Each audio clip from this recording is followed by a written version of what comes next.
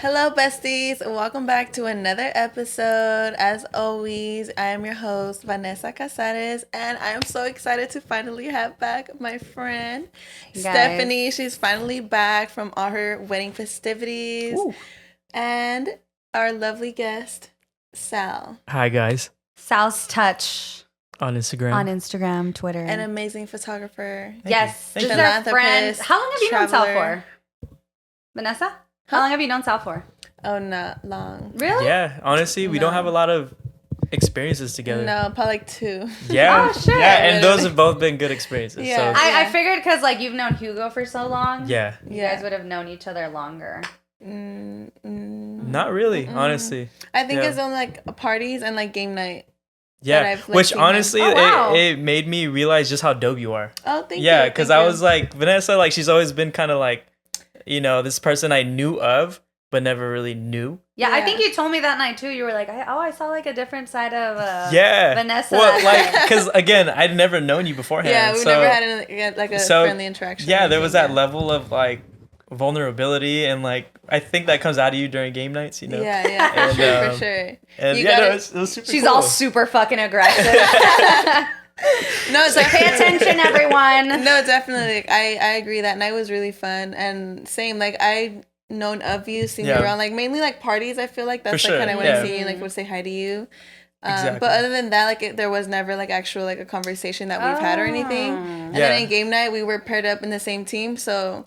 We're like fucking naturally, you know, you got it exactly. We even had a little handshake. I remember. Yeah. I forgot about that night. That night was actually so much fun. Yeah, it was. It was really fun. I remember looking back, and then I was like, dude, that was a really good time. Yeah. But again, that was my first time really getting a legitimate impression of Vanessa, and it was really cool. You're dope. You're actually really down. Thank you. I was like, she's so down. Thank you. That means a lot. I actually really love playing games. Like I get really into it. I get competitive. Like I just have fun. Like I love it so much. Dude, I just recently started playing Sequence. That shit is so much fun. It's like a game where like there's a deck of cards, but like on an actual board, like printed onto the board, and you need 2 players, and so you have to like strategically kind of make like connect 5, but you can't talk to your partners, and you're going against the other team. Yeah. And so like you get to pick, but like you can't like make any signs at each other. So it's pretty much just more of like intuition. Yeah. I'll always see Bean Burrito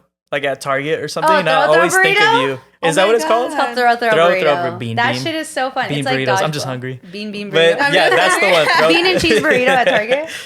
I've seen that game too, and I've been curious about it. Dude, no, it always reminds me of you. It's so much fun. Yeah, it is pretty fun. Like, it's so much fun. The only thing is, it's hard to play inside sometimes because you have to throw the burritos at each other, and you can break shit. Yeah, you definitely have to be in a space that's kind of open because you're running around and so what it is literally throwing. You could explain it. Yeah, you're making like pairs, and if you make like a dual pair or a war pair or whatever, you have like these 2 stuffed burrito things in the middle of the table, and so like if you get dual, then you get to pick who you're gonna duel with, and you pretty much just have to fucking throw them at each other and hit each other. Yeah. And if they hit you, then like you get like in a little X. But it gets intense because you can run and hide and shit. Yeah. And there's a lot of little rules, watching. Right? But once you get it down, it's really fun. It's so fun. That sounds fun. I feel like it's definitely a summer game.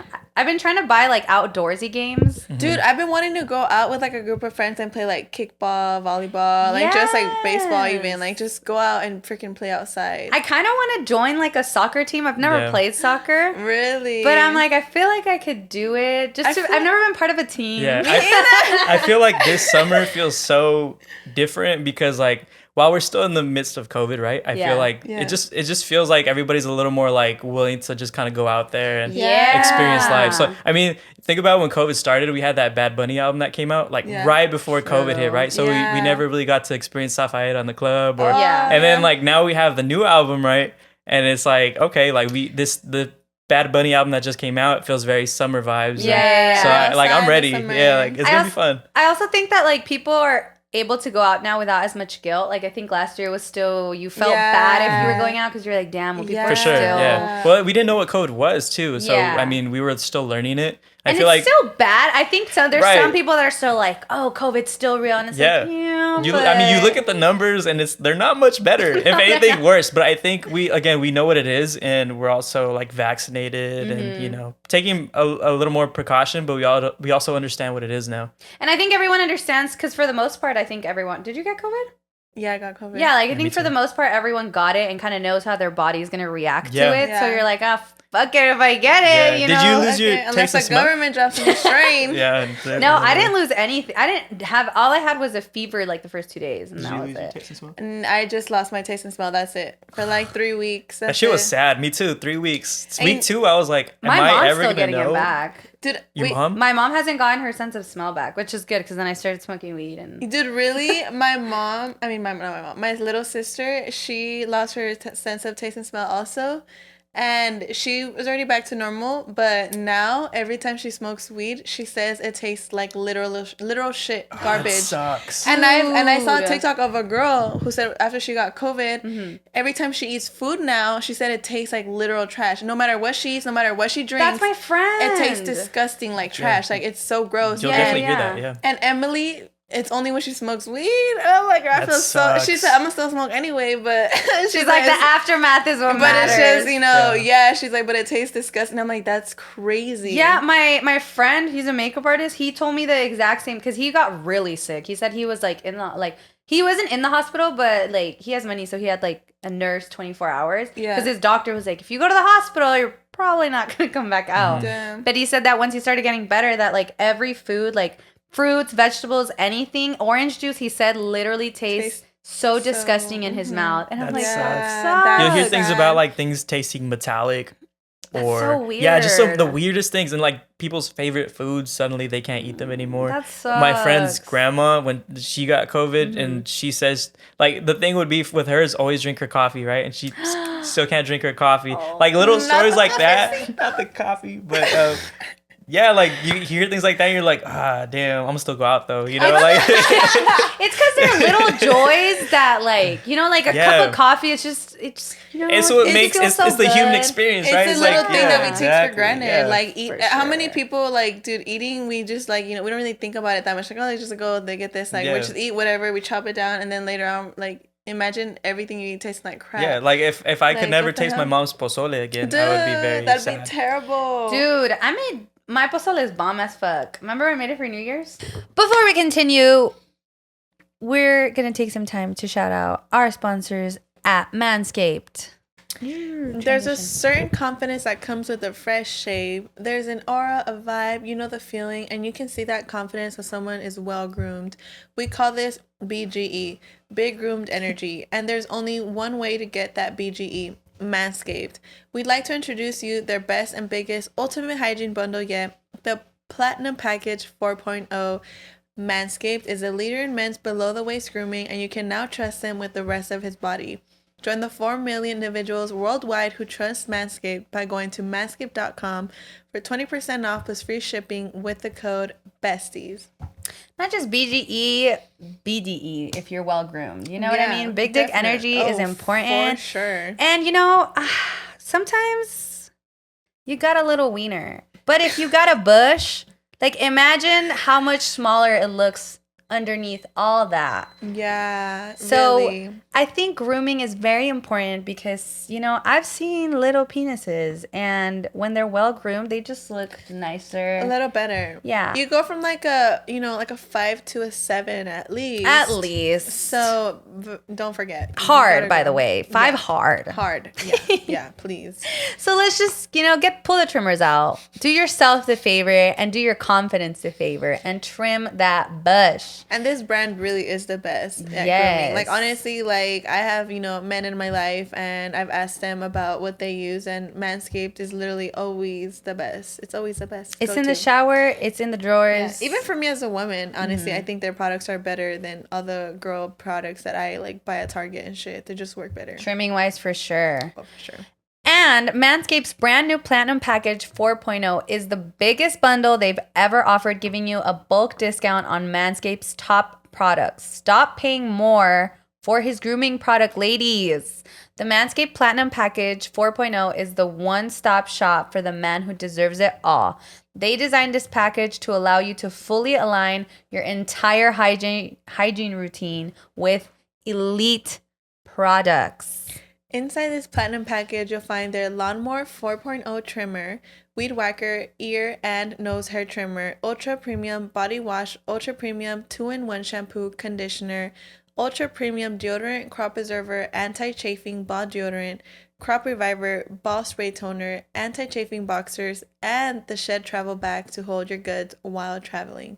The Lawnmower 4.0 body trimmer and Weed Whacker nose, ear, and hair trimmer feature proprietary advanced skin-safe technology to protect his delicate parts and holes.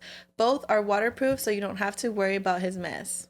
In addition to shaving, you can now completely upgrade your shower routine with the Ultra Premium body wash and Ultra Premium 2-in-1 shampoo plus conditioner. This luxurious combo will seriously leave your skin and hair feeling hydrated and smelling fresh.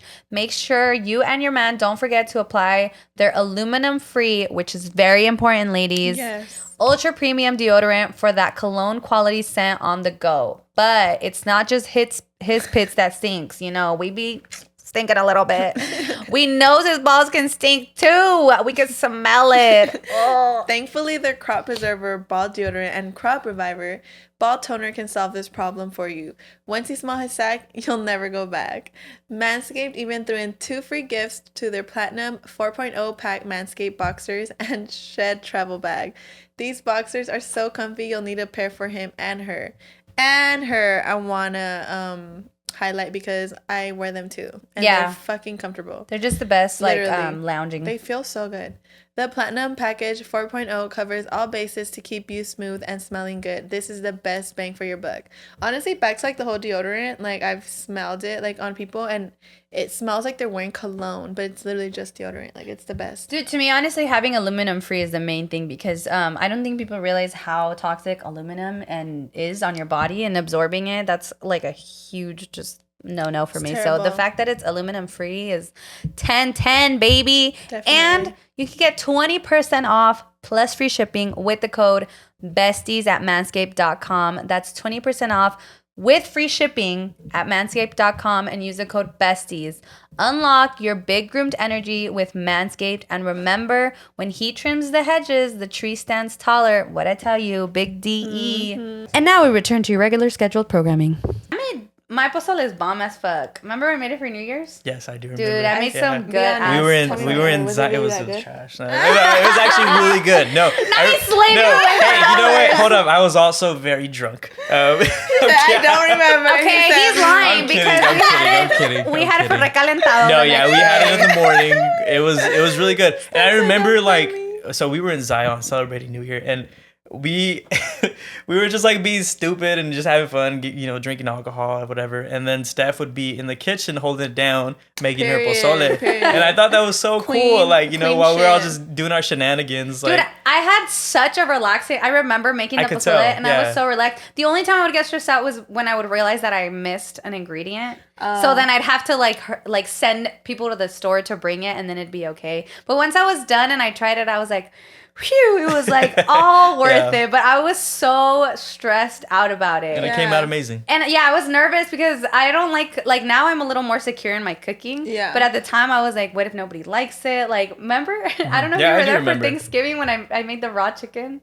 I do remember that too. Yeah. Raw chicken? Well, like I cooked it, but I guess I didn't cook it all the way. So everyone was like just being nice and like not eating it, but like still serving it. And I was like, this is so embarrassing. You said there was like a history of like pozole or something. Oh, so pozole? Okay, I just learned this. It's pretty crazy. The reason we eat it with pork is because before the Spaniards came and like conquered Mexico or whatever, the Aztecs used to use it as like a ritual. I guess like corn in itself, like maize and stuff, was like it was only used on really special occasions, like the food, the corn itself. And so they would make maize they would make pozole with like as like a sacrifice like a ritual, and they would use like rip people's hearts out, and they would use like the body parts and stuff. Yeah, so they would make pozole with human flesh. What the fuck? Yeah, but then the conquistadores came and they were like, we don't do that shit. Chill. Like, you can't eat human meat, buddy. No. And then I guess pork was like the closest tasting wise to human. So then they just started making it with pork. That's actually wild. My God. Isn't that insane? That's insane. Thank you, Spaniards, for that. Like, I love that's pozole. That's crazy. It's kind of crazy to think too that like pork tastes like human meat. Because I think even anatomy wise, like, can't we use like pork? No, we can use pigs. Yes, yeah. Pigs are actually, there's like, it's called like, we talked about it last podcast about how there's like a pig farms that are actually bred for their organs because they closely mimic human organs. Yeah. So people like to get transplants with pig parts. Yeah. Because, like, I remember hearing that actually while I was editing. I remember you guys talking about that, and they have tried it where they like even have like pig hearts. Transplanted. Yeah, for sure. but it's like a hit or a miss. From what I understand, it hasn't been that successful, but it's worked to a certain extent. But I think that's with anything, you know, like when you get a transplant, even if it's from a person, your body can reject it. Yeah, so definitely. The guy, I guess it was a successful transplant, but he ended up dying a little later. I think that's what it was. I remember hearing you guys talk about that. I wonder how life would have been if like the conquistadors had never really implemented that, like how if we would have continued to eat human meat, or how far along like that was a norm. Yeah, like how far along in history would it have taken for it to be like, yo, maybe we shouldn't eat each other. We'll get this. There are certain places of the world, right, that are still so behind and like, you know, tribal traditions and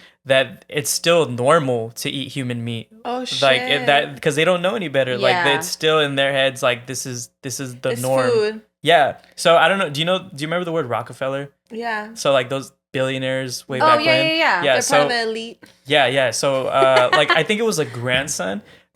He got caught up in one of these tribes and he went missing. He was a photographer, right? Yeah. I think so. Like because so he went like not thinking anything. And they thought him to be dead, but then later in like some photographs, they found found one white dude in the middle of he was like just chilling with them. So rowing the boat it's and like shit. it's like a running theory. They don't really definitively know what happened to him, a lot of people think the tribes ate him. Probably. Yeah, but there's a picture of him though, like rowing the boat. Well, maybe shit went sour. He's wearing like outfits, like literally, like if they accepted him as a part of their tribe. I don't feel like they killed him. I genuinely. But I'm sure, like even the Aztecs, like I don't think they. That's what I wonder because I know the people they would get were like the people they would kill. I think they were being almost not punished, but like how would they decide who they were gonna eat? Like I'm sure it was also like they had their own kind of like what is it, like I guess system of decide. Like oh, it's you, buddy. Like, get on probably under. Like you know prisoners of war or like I don't know. It's really interesting how they went about those things. There's a movie called Apocalypto. Right? No, not Apocalypto. That's a good one. That movie. I love that movie. That's what I was thinking of the whole time I was talking about it. I think it's called Green River or something like that. I know which one you're talking about. Where the like tourists get lost and then they just start Green Inferno, no? Green Inferno, that's what it is. And it's about that. Like I think it's in the Amazon. Yes. Which I have no doubt in my mind that that's probably a true story. Most of it's still untouched. Yeah, like because the Amazon is just so whatever. They get like lost and the tribe finds them and they just start chopping them, like eating them up and stuff. I don't think any of them make it out. I don't remember how that ends. It's a terrible movie. It was not a good movie. It's not a good movie. Yeah, I remember that too. But hey, what's a skinwalker? I feel like you've mentioned that before.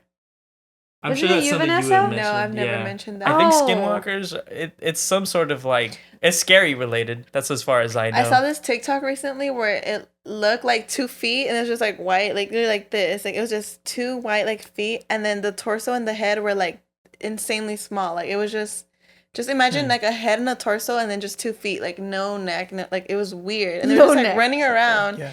And there's been like sightings of them everywhere, but I don't know what that means. I don't know exactly what they are, but I saw a TikTok too, this guy riding his horse and then someone was like, hey, and the horse stopped. And it literally like turned around and ran away. And it was like, oh, skinwalker. And I'm like, what? Let's look it up. Because you know the way like we can't sense certain things that like animals can. Yeah. That always trips me out. Yeah. So they are the first ones to know when something's happening, right? Even with like tsunamis or stuff like that, like you'll see the birds fly away. I wonder why. No, that is a trip, honestly. Animals are trippy. Is it this what you were talking about? No. Oh. It sounds like a dog. Shape-shifting humanoid. No, it's not that. It's a Navajo legend. Yeah, I don't want to speak on it because I don't really know. Well, that's what Google's saying. It's saying, according to the Navajo legend, skinwalkers are shape-shifting witches that disguise themselves as deformed animals. Yeah, it was really unfair for me to be up at 3 a.m. and this like video came up on my timeline. I was scared as fuck. I was like, why the fuck would this come up on my timeline right now? Like, I'm not even like remotely like interested in anything related to like skinwalker like content. So why would that come up like oh my on gosh. my timeline? You want to know what happened to me? This was yesterday. No, this was the day before yesterday. Mm-hmm. So, do you guys watch Stranger Things? I haven't seen the last season. Seen the last season. Okay, either. The last season is scary as fuck. It's I heard that. Amazing. It's so good. Honestly think it's the best season. I also heard that too. But it's so scary. Like, really? It's just the way that the killings are happening are very gruesome. Oh shit. And so even actually in the beginning, I guess because of the Uvalde, is that how you say the city? Mm-hmm. The shooting, they had to put a warning at the first scene. It was like, oh, due to recent events, like this was filmed a year ago, you know, whatever. Because the first scene is literally just a bunch of like dead kids. No way. Wow. And that's cool that they were that they did that. And at first when I read it, I was like, well, how bad could it be? Because they haven't been that intense, you know what I mean? But no, this one's really bad. So I had like nightmares and I like woke up and it was already morning and I woke up and I was like, oh fuck, okay, it was a nightmare. And like I turned to Alex and I hug him. I kid you not, he starts doing this with his head. Oh my god. I was like, and I literally grabbed it and I was like, what the fuck? And then he's like, huh? What did I do? I was like, get the fuck away from me right now. Tell me why that happened to me recently with Hugo too, dude. Like literally we were sleeping and then I was wide awake. This dude was laying next to me and I just turned over, not even to like grab him or anything. I'm just like turned over. He starts like what's that word? Convulsing. Literally, he's just laying there and he starts like twitching, like going up. It's like that. I swear to God, like straight up like seizure type shit. Oh my God. And I was like, what the fuck? Terrifying. And I literally shook him. I literally was like, dude, like wake up. Like what the My fuck? G, you good? Are you good? And he was just like, hey yo. and he was just like, dude, he was just like, yeah, what? Literally saying like Alex, like confused, like what? Like nothing Like I'm fine. Dude. Like what are you talking about? And I was like, bitch, are you serious? I hate that shit. And now Alex is like, oh yeah, I used to sleepwalk. I'm like, this is something you should have said maybe at the beginning of the relationship. Yo, I had a cousin who slept with her eyes open. Ew. And the first time we were little kids, right? So the first time she did it, we were watching TV and I'm like, hey, do you want me to change it? Mm-hmm. And I like didn't get a response. So, like straight up open like this? So yeah, no, wide open. I look at her and I'm like, yo, ew. Like, do you want me to change it? And then no, stop. Yeah, I still remember this shit. And then my her older brother was like, no, dude, she sleeps with her eyes open. Yeah, I don't know if she still does it. Sadly, we don't keep in touch like that anymore. How wide, like? Yeah, like pretend you're her right now, please. Peace out. Oh hell no! That was my first. No. Yo, sadly we don't speak anymore. I'm like, gladly, thank God. No, well, it's family drama, so like. Dude, but that is so scary. No, it was the first time that happened. I was like shook by it, but after you get used to it, you know. Dude, a bunch of weird things happened in Mexico. I never slept in the room. Really? When like we were over there.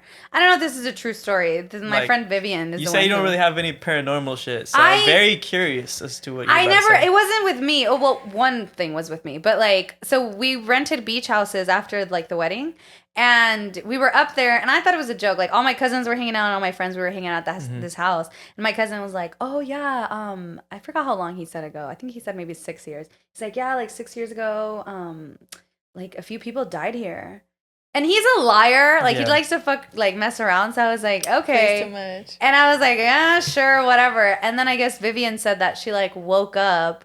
And that Jose, he's my brother-in-law and his girlfriend, they were like, that he was looking out the window and that Vivian was like, babe, like, what are you doing? And then she was like, she swears she was awake. Well, and that she was like, babe, like, but like trying not to wake because she was sharing a room with my other friends. So like she walks up to him and like tries to like tell him to come to bed. And she said that all of a sudden she's just touching the curtain.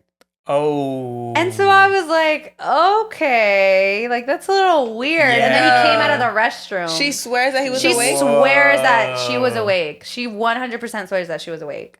This is the last night that we spent there. Totally sober? Yeah. So then that Sunday we all, I don't know if she was, no, she was, I don't know. Okay. I don't know. Still, it's kind of... Yeah, it's a little weird. No, that's us. And so then the next day, we went to take a nap or something, and I like napped with her, and I haven't gotten sleep paralysis in like years. Oh shit. And I was watching Hugo's podcast, and I know he talks about it, and it reminded me, I was like, oh shit, I just had sleep paralysis. But in my sleep paralysis, like I don't know if it was my brain, I don't know what it was, I just could feel someone like touching me. Oh. And it was in my grandma's house, and my grandma's house is like a little sketch. I know weird shit has been done in that house, you know, like magic stuff wise. So I was like, oh my God. And I literally was like, oh my God, scream. And I could not scream.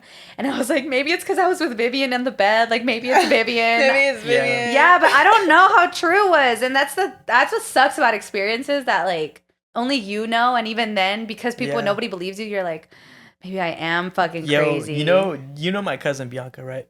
Yeah. So she actually had like sleep paralysis, and then when she woke up, she thought she was awake. She was still dreaming. And so she goes to her mom's room and gets sleep paralysis again. Like she got it twice in a row. Yeah. And she said she would like stare at the doorway thinking like she's fine. Mm-hmm. Not realizing she's still sleeping, you know? And then there was a figure in the doorway just coming up out of nowhere watching her. And you often hear about like, you know, people not being able to speak, right? And they're trying to yell and nothing's coming out, and they feel heavy. So yeah, like she told me this, and that's kind of like when I first started getting really intrigued by sleep paralysis, and it's a trippy thing. What's happened to you? You know, that's never happened. Have you had it? No. Knock on wood. What's scary is that like pretty much like you're like this, and like you're, at least for me, I can open my eyes. And I can hear everything. Like I could hear everything that was going on in the kitchen and stuff. I just can't physically move. Because supposedly like the non-scary part of it is like, oh well, your brain wakes up before your body, so you just haven't like gotten that like, oh, get up. But it's true, like you do see weird shit and you do hear weird things, so you don't really know what's real and what's not real. What if you're tapping into like another realm? I don't want to do that. I don't want to do like that. Like a middle ground, right? I've read that theory. I would rather just not do that. I would rather just stay in my own body. I'd rather just die, actually. Yeah, I would not.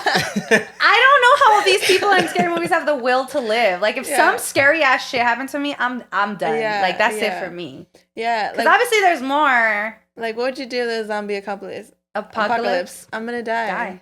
There's no fighting for me. That's true. Because, like, slowly, realistically, either you or your family members are going to start dying. Yeah, dude, honestly, that's sad. Yeah, I feel like I'd rather die than to see, like, my family die. I have to kill my dogs. I think the hope would keep me alive. Like, can we get through this? Like, I'm going to go to Bass Pro Shop immediately. What would you do? Everyone's going to go to Bass Pro Shop immediately. That's mistake number one. You know Don't go to South if there's a zombie apocalypse. Why? What would you do if, like, you were being chased by zombies and, like, the only thing you could do so your family could get out alive is throw one of your dogs at them? Which one would I throw? Stop them. Oh, your dogs. Ooh, that's a good question. No, we wouldn't have made it that far with all my dogs. No, hypothetically. If you had to pick one to throw at them, honestly, like, which one would you throw? Just be honest. I think I know the answer, but I'm not going to say it. I think I know it too, but I'm going to just guess. I don't think I would throw my dogs. No, you have to. You have to. Come on, just pick one. You have to throw my bird first. No, that's not a dog. No, it's not enough. It needs something big so they can slow him down. So it's like a stop and feast and you guys can run away. Yeah, bird's like an appetizer. Yeah, that's nothing. That's one bite. Like, that's not going to do much. Probably Dory, but only because she's the newest. She's the newest. Like, she's, the other ones, they've been longer. All right, call animal control. See. No. Was it PETA? Called PETA. I knew it. She's the one that, like, she's newest. I feel like I gotta give the other ones, they've been around longer. Probably Callie, if I'm being really honest. I would have thrown the oldest one. Honestly, though, he's so amazing that he would Rocky, sacrifice himself. Yeah, Rocky would. I 100% feel like he would do that. Is he still fast? Yeah, he's amazing. Because like when dogs are old, like they barely move and shit. Oh, no, he's none of your dogs are like that? No. Oh, okay. He, honestly, like when I watched I Am Legend, I was like, damn, German Shepherds are the best. And then I got a German Shepherd and I was like, I would totally survive with this man. Like, if it was just me and him, and all my family had died at that point, and all my other dogs, I would fight for my dog. And then once my dog died, I'd put a bullet through my head. You know what I mean? Yeah. But fuck you guys for making me big, because I do. Hey, I mean, we chose right. I don't have actually, I do have a favorite. Camila's my favorite, but like, I don't have a least favorite. You know what I mean? It rotates. You know, every day is different. I think every parent has a least favorite. They just don't say it. I feel like it changes every day. It does. Yeah, it changes from time to time. I really don't, because they're so unique that you can't love them the same. It's also valid. Yeah, like I feel that about people too. Like, it's not that you have a favorite. They're just, every person and every like creature is just so unique in their own way that you love them according to however they want to be loved. Yeah, that's why I say I don't have a best friend. Because I feel like that limits sense. You. Yeah. I just got a lot of friends that I really love, you know? That's true. But I think that's like we were talking about. Like, I think it just goes, like, it just, in whatever phase you are in your life, it starts to change. Do you guys believe in like low maintenance, high maintenance friendships? Like, do you believe in that being a thing? Oh, for sure. I feel like high maintenance friends are easier to have when you're younger. Like, because you have more time. You have all this time, and you don't really have responsibilities. Exactly. Well, should we go into it? Like, what is a low maintenance, high maintenance friend? Well, and I think it differs for people, though. Like, what's a high maintenance friend for you?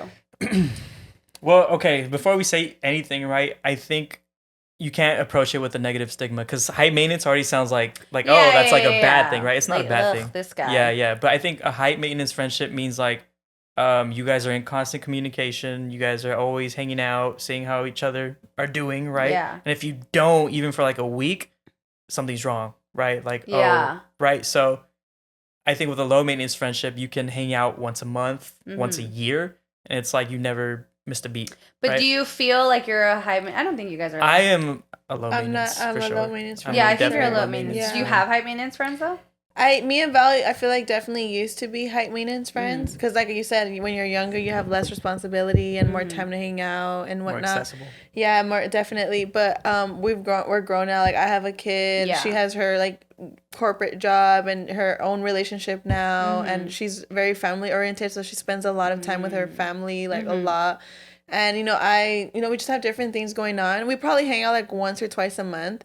It definitely was, we definitely had to give each other space for that, because I definitely think that one of us reached that space first, and then the other one's kind of like left behind. And it was definitely something that we had to talk about. But I mean, her and I have been friends for 11 years, and we're best friends. And thank God we have that communication. And, there were definitely like feelings hurt at one point, that we did feel like abandoned at one point. We did feel like things were shifting, and we were like worried about what that was going to mean for our friendship. Yeah. But like I said, like communicating and talking about it, and then like reassuring that, we still hold a special place in each other's hearts, and that like distance and time, like not hanging out, is not going to change anything. And I mean, thank God, like I said, we're still best friends today. And I only see her probably like once or twice a month. But when we do, it's like, it's all good. But are you guys like constantly texting and calling on the phone? Yeah. We don't text constantly. Like I want to say we text probably like 3 times a week. But when we text, it's not, we don't have full like all day texting. It's probably like we'll exchange like 3-4 texts. Yeah. And it's like at that. Which back in the day was like every day, 24/7. All the time. Why didn't you text me back, bitch? Like literally, yeah. So sometimes like the energy shifts, not intentionally, right? But some people just are growing a certain way and some are going in another way. Yeah. And you're not used to the changes, right? So you think something's wrong.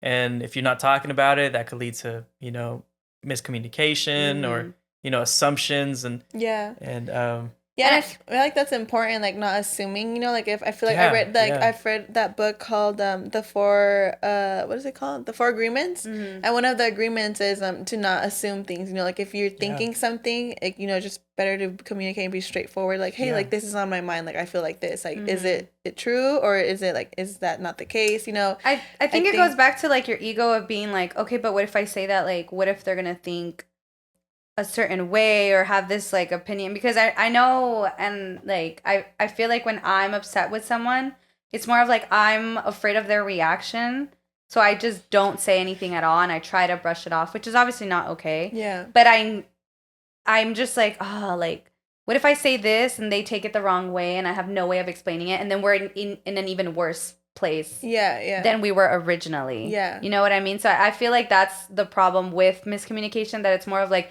you think you already know how the conversation is going to go, so you rather just not even have it. Yeah.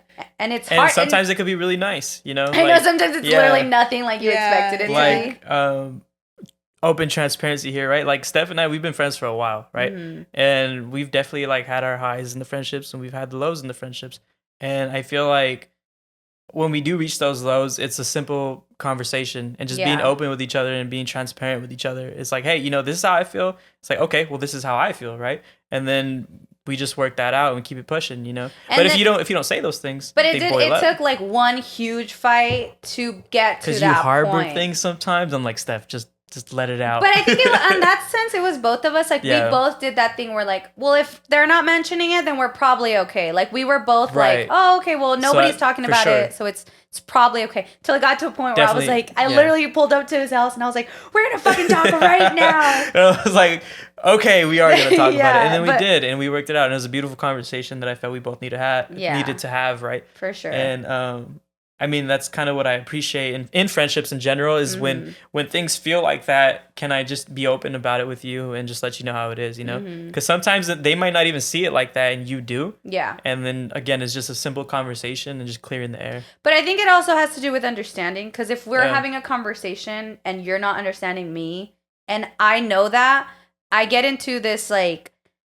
mentality where like, well, I understand you, but I don't give a shit because you're not trying to understand me. So then I just turn into like, well, it doesn't matter. And then you're like, well, it doesn't matter then anyway. So I feel like it's communication, but it's also understanding of the other person. Because like, imagine like your friend had never been like, well, what do you mean you're like getting there and I'm not? Like, that makes no sense to me. But it's because people aren't used to change, especially change that they don't want for them. You know, like when you had a baby, I'm sure you lost a few friends and they were like, oh, well, I don't want a baby, so why am I going to hang out with someone who has a baby? Like, that's fine, but that doesn't mean I have to be sitting here judging you about it. Yeah. And I think even that took me especially for young moms, I was so judgmental about it. And obviously, I never realized that there's people who literally just want to be moms. Like, they don't want anything else but to be a mom. And I couldn't understand that because it just wasn't something that I wanted for myself. That I could not be like, oh, well, that's okay. I would just be like, dude, but there's so much to live for and there's so much more. And they'd be like, okay, bitch, but I want a baby. Yeah. And now I'm like, okay, that makes sense. Like, that's just what you want for you. That's all growth. For sure, dude. I feel like such an old lady. Like, I'm not going to lie. Like, I hate being that bitch where like, oh, I'm married now. But it really is like that. And, like, you know, just watching from the sidelines, right? Because, you know, like you've obviously been busy with your life and the weddings and everything. And, you know, I've been busy with photography. I see you, you know, on the sideline just doing your thing and growing in your own way. And so I'm happy to hear that, you know. Thank you. Yeah, for sure.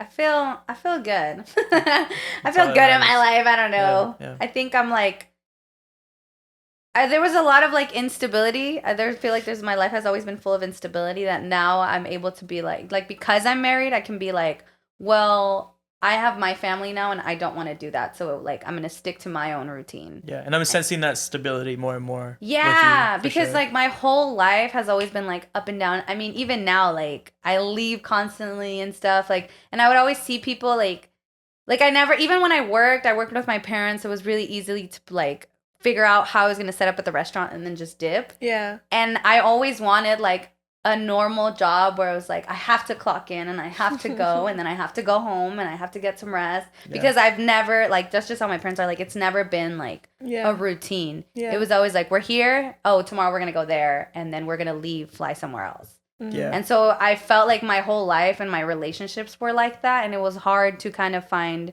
even like with my parents, it was hard to find that boundary of setting like, I don't want to do that, and you can't tell me what to do anymore because I'm an adult now. Yeah. And even for them, it was hard to kind of understand that. It is annoying now, though, because they're like, oh, I forget you're married. Ugh.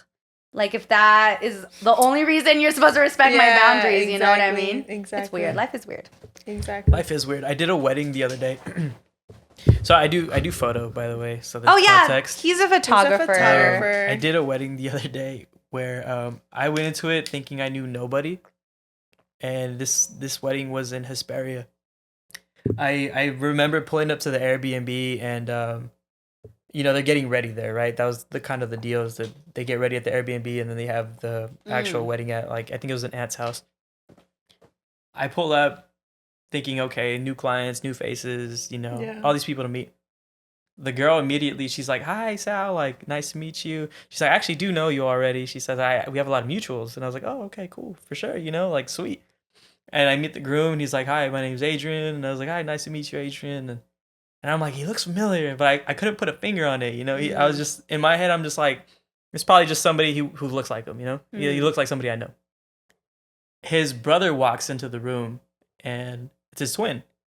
And he's like, "Hi, nice to meet you. My name is Julian." Yep. Oh my God, I know them. Yeah. I hadn't talked to them since middle school. So it clicked in my head. I'm just like, wait, like, which one got married? Adrian. Oh, okay. So I sit there, I'm like, wait, I know you guys. We were really good. We would go to our other friend's house and we play video games. We were friends at one point, and then they were like, "Oh shoot!" Like it's like it was clicking, but it wasn't. And I had all I'd like to think I can remember things pretty well. So I had all these memories in my head, but they were trying to put the pieces together. I'm like, don't even worry about it. But I'm like, we were friends at one point, So instantly there was a level of comfort there. It was really cool. That whole day was a trip. Like I feel like I didn't even know you shot for them. Yeah. Well, Adrian's wedding, right? So it's a lot of full circle moments lately for sure. And I go to the wedding and it was just full of trips. It was like every single minute was just spent like, what? No way, huh? Right away I get there and I'm like, scouting the area out. This girl, I hear, "Sal," and I turn back. I shot with her friend and her the day before. And I'm just like, what? In UCLA. And I'm just like, okay. You're like, "Hey, how are you?" And then I see a girl across the way. I'm like, she looks familiar. And I go up to her. I'm like, "Hey, do you know a guy named Trey?" She's like, "Yeah, Trey's my brother." And I was like, what? And I was like, "How has he been?" She's like, "Oh, he, because I lost touch with all these people." And then it's like, "Yeah, no, he went to school in New Mexico State. He played football out there. He has a family now, lives in Anaheim." And I told her, I'm like, "Hey, can I get his phone number to like just link back up with him?" And then she said, "Yeah, like I would love to do that for you." And then he texted me. He's like, "Bro, I heard you were looking for me, and I got so jazzed. Like, how have you been?" Yeah, so it's been a lot of like rekindling of friendships, and it's been really cool. Like, and I feel like that's gonna happen more when we hit like our 30s, because I think everyone's gonna be settled. Right, like everyone's like, "Hey, this is my life now. I can go and like rekindle." You know what I always thought was weird though? Like even like in movies where like people meet up, they're like, "We were best friends in elementary school. How could you not like do like in War Dogs? Have you seen War Dogs?" A while ago. They were like friends in like elementary school, and they're like, "Want to come do some illegal shit with me?" And they're like, "Oh man, it's because this is my best friend from elementary school. How can I say no to him?" It's like, bitch, I don't remember anybody from elementary school. Did you ever watch Saving Private Ryan? No, I didn't either. I think you'd like it. I think you specifically like in the movies you like Interstellar, right? I feel like isn't it sad? It's pretty sad. But it's a good movie. It's a great movie. You've seen it? Like 1,000 times. Really? Am I gonna cry? How much you am I gonna seen cry? Interstellar? I thought you said Saving Private Ryan. No, that was a good. They're both good movies. No, yeah. I fucking love Interstellar. Dude, it's so good. Movie. It's I amazing. cry every single time. Dude, it's just, how could you not? Yeah. Like, okay, what would you do? I would have never left. Yeah, so honestly, I don't think I would leave. Just because now that I'm a mother, first off, I'm not into like science based shit like that. I feel like I would have to be like deeply obsessed the way her father was to feel like, okay, I have to leave. And I'm also aware that he didn't think he was gonna be away for that long. That's true. I forgot about that. Yeah, he thought, okay, like I'll be back by the time like we're the same age. So he was like, I'll be fine. Dude, but him knowing that and like leaving, that's intense. And honestly, like I feel like this is one of the things that people don't understand. They think that when they have children, something's like a switch is gonna go off where they're just gonna be like, I'm all about my children now. Like they think that when they have children, like it's gonna somehow be like, okay, like now my whole focus is on my children and like my whole life is for my children. That doesn't happen. That's not true. I was expecting that to happen in my life. Like I thought, okay, like as soon as I have Ezra, like I'm gonna be all about him, all about the mom life, everything that I know now. Like it's gonna be like in the back burner. Like not saying that I'm not gonna enjoy doing those things, but like it's not gonna be my priority anymore. Right. Which is not. But it's not true. That switch doesn't happen. Like you still have what you're passionate about, what you love. And sometimes it's really hard to kind of be like, damn, like I really want to do this still. Like, do I want to do this or do I want to like play with my kid with cars that I'm like not interested in like sitting on the floor for 30 minutes and hours just playing with cars. Because realistically, I mean, you're gonna get bored, and then you're not gonna enjoy spending time. And it's like people think that like it's just like and yes, you do love them, and it's like amazing, but like it doesn't mean that everything, like your whole life before your children just disappears, like you're not interested. That doesn't happen. And it's like if you're not ready to balance in the radical change of having children in your life, because it definitely does mean that they're your priority now. It has to be that way. They're in, like, you have to care for them. Like they dependent on you completely.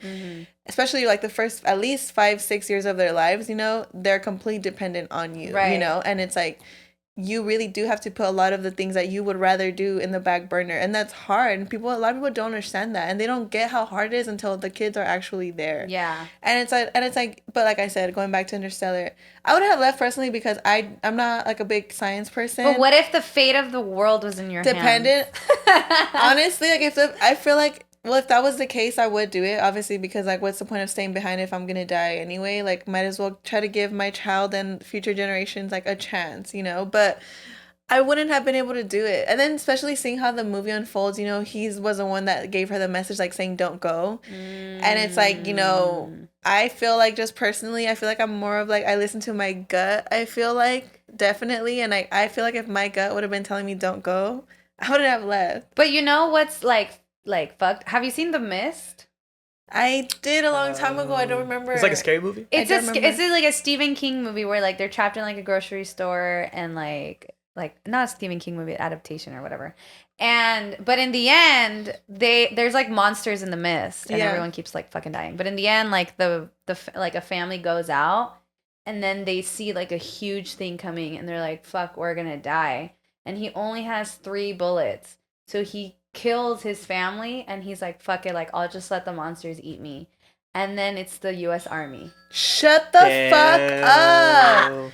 That's how it ends. That's how it ends. I've never seen it, but Alex told me, and I was like, no way. It's kind of that sounds like me? Bird Box, like though it's like a mysterious thing. Yeah. Isn't that crazy? Imagine that sucks. At that point, I would just be like, please shoot me. Like, there's no fucking way that I'm living. Like, kill me right now. Like, kill me. Like, there's no way. Like, either you thought you were doing the right favor. thing. Yeah. It's like either you fucking kill me or I'm just gonna they should just throw myself off a bridge right now. Like, yo, line up with me real quick. That's That's crazy. sad. That's terrible. It's intense. Do you recommend watching it? Oh, you said you haven't seen it yet. Okay. Alex told me about it though. You know what Alex is really into right now? He watches like, because it's on TikTok, but he watches it on YouTube. Yeah. Like it'll show the movie, but someone's explaining it to you what's happening. It's like a whole 2-hour movie, but in like a 10-minute version. Yeah, like a summary version. Yeah, and I keep telling him, I'm like, just watch the movie. Yeah. And he won't. Like he'll just watch the like explanation of it. I feel like you being a movie buff, right? I'll often with Steph this will happen where she's like, oh, do you remember in this movie? I'm like, I haven't seen it. And you're like, how have you not seen it? And I was like, honestly, like I love movies, but like I have to like sit there and invest myself, and if I'm not feeling it within like the first 20 minutes, I'm like not gonna watch it. Yeah, especially like if you're busy too, like editing. I'm for assuming sure. and like being on the computer and whatnot so much. Yeah, and then you know if the movie's really good, then it takes like if it's good enough where like I'm putting my editing down and locking into the movie, that's like okay, yeah, exactly. Do you consider yourself a videographer too, or you're just like a photographer? Because I always thought they were the same thing. I would say I'm a creative. So like I like expressing myself through art. So whether that be photo, video, whatever, graphic design, you know, like photoshopping shit. Yeah. But I'd say I'm capable of doing video. Mm-hmm. I just feel like I shy away from it professionally. So like if you want me to do a video for you, I could do it, you know? But if like this company reaches out, you know, it's like, hey, we want you to film video, I'll be like, do you need photo instead? You know, because I'm more comfortable with that. Gotcha. Yeah, but I feel like I'm capable. You know? Of course. Yeah, and I think with the right gear, I could do a good job. But I like doing video for fun, more for fun. Okay. Yeah, than professional work. Yeah, and that's cool then too, because you don't lose like the passion of it.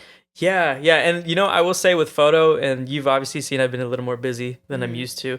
while the passion is still there, I feel like creative burnout is a real thing. Oh God! And I've learned that too, and I'm sure Saul can relate to it, and all our creative friends in that bubble, where sometimes like Hugo's always freaking complaining about burnout. Yeah. So it's like it's this thing you love, right? So I mean, just to give some context, like photo was never really the vision initially. Like I went to school for business, I was a business major, and then that didn't, I got an office job, and I was like 4 or 5 months in it, I was like, I'm not trying to do all this. Like I was unhappy, so I started doing photo full time, and I'm thinking in my head, I'm like, cool, I'm doing what I love, like fun. I'm doing the deed, and then you hit these roadblocks where you're just like, it's like, Sal, like do this and do that, and creativity. I'm not gonna sit there and say what I'm doing is so tiring, because I know people bust their ass, but it could be mentally, it's fatiguing. Valid. Yeah, because free to feel exhausted. Even if like people are busting their ass out there, physically, it doesn't mean that what you're doing is easy. Exactly. Right. Like you're literally pulling this thing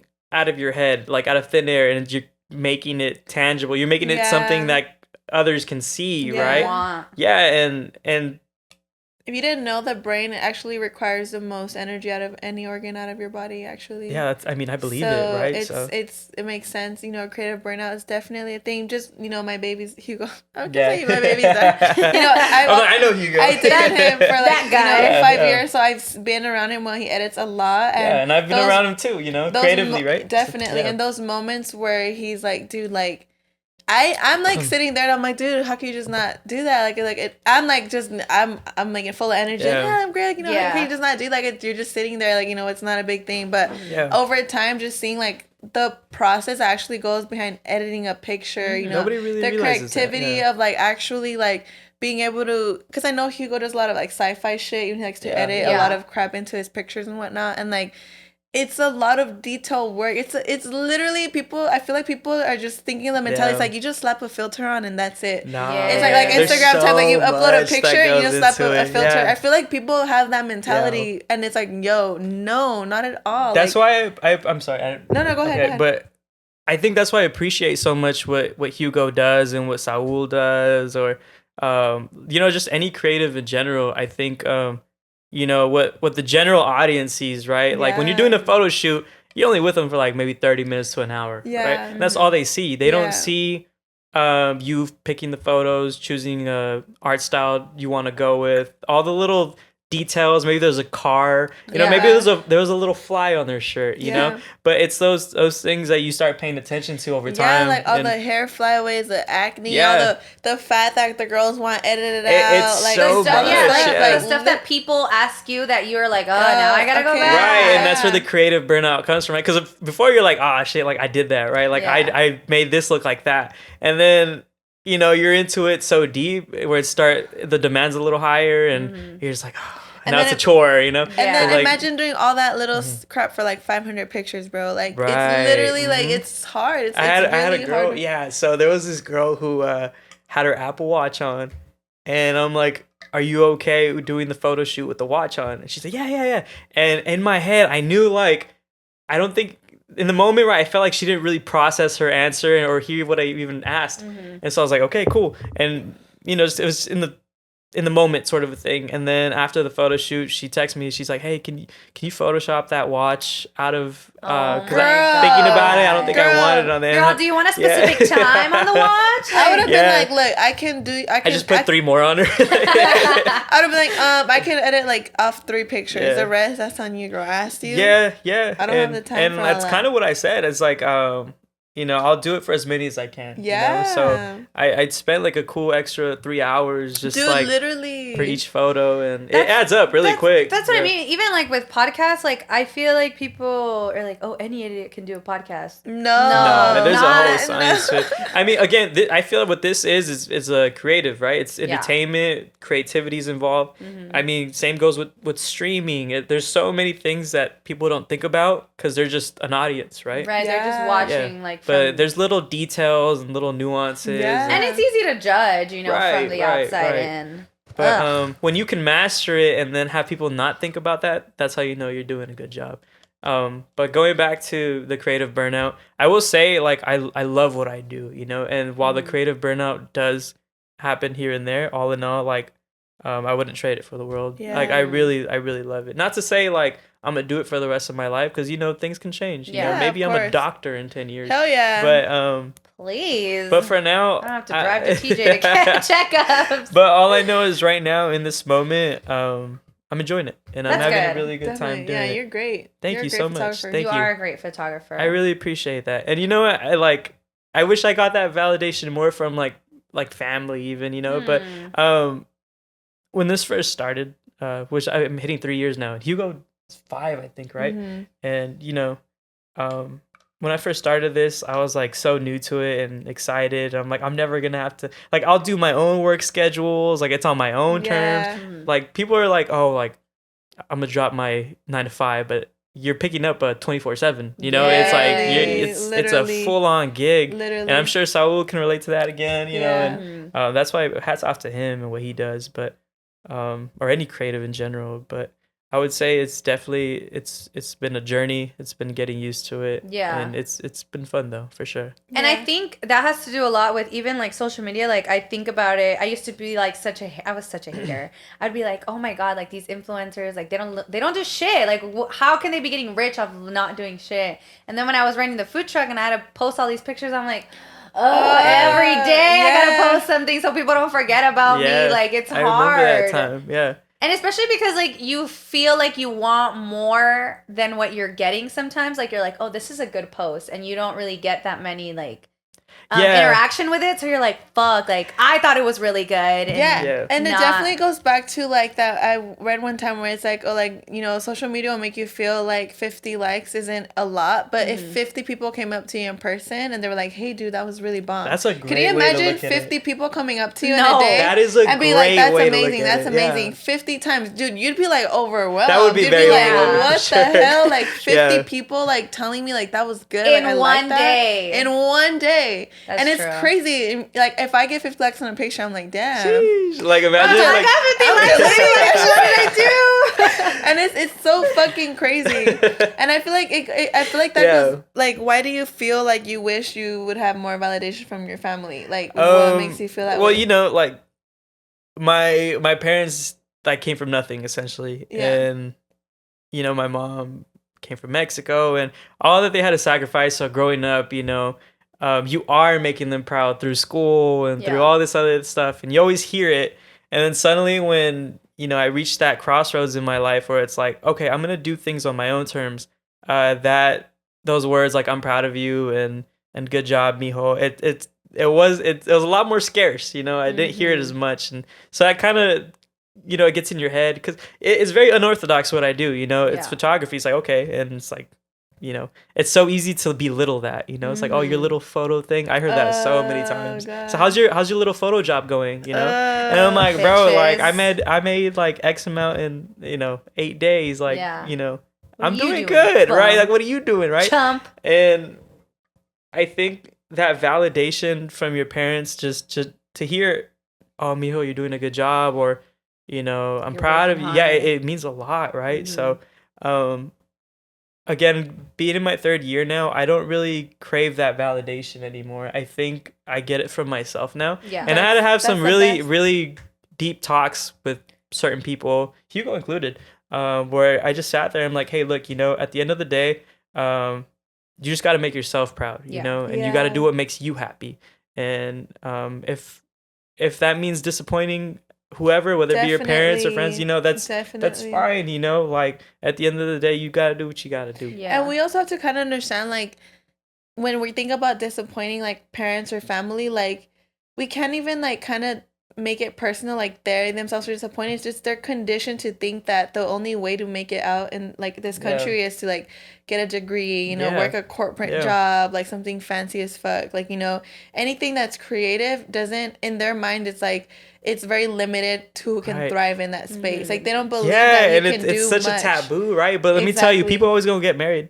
Yeah, exactly. Like real estate, if anything, it's more in demand than ever. Because everyone wants to be an influencer. Everyone wants to look good. Everyone wants to look good. Like literally back in I remember when Instagram started, bro, I would post a fucking picture of my fucking Jack in the Box chicken nuggets and my fries. And I'd be like, ooh, eating good right here. It was more like what you would post on your Instagram story now is what you would post as a post back then. Yeah, exactly. Dude, sure. I remember having fun. Literally at the park. Let you guys know. Like it was literally everything was just little things that would just make me happy in my day to day. That you like little things that we take for granted, that were just like, oh, like being able to eat this food, being able to go to this park, Other people in other countries don't have that luxury. It's literally a fucking luxury. Like, if you think about it, like, even the fact, like, we were saying, like, going to a restaurant, even the fact that you could go to a restaurant and sit and people wait for you, like, that's a fucking luxury. People don't have that. And we take it for granted. And it's like,